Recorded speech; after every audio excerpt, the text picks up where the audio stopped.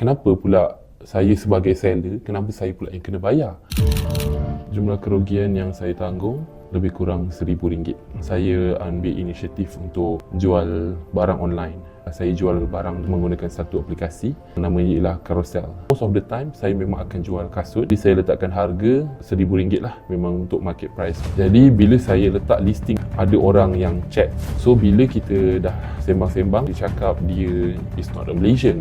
Tanpa hesitation, kita pun try to deal. Dia terus macam, okay, the price is 1,000 kan? So kalau macam tu, give me your phone number. Dia call kita. Dia kata, saya berminat nak beli kasut ni dan sebagainya, boleh ke nak tolong provide email untuk payment dan sebagainya. So email tu dia cakap, dia dah bayar tapi dia menggunakan international bank. Tapi the amount yang dia bayar ialah RM2,000. Kita call, dia cakap, oh ini policy the bank. Paling rendah minimum untuk bayar other parties is about RM2,000.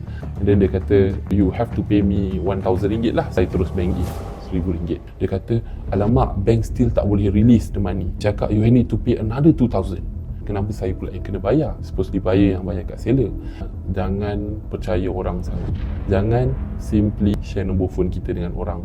Dan email juga. If you ever feel that you are being scammed, terus contact 997.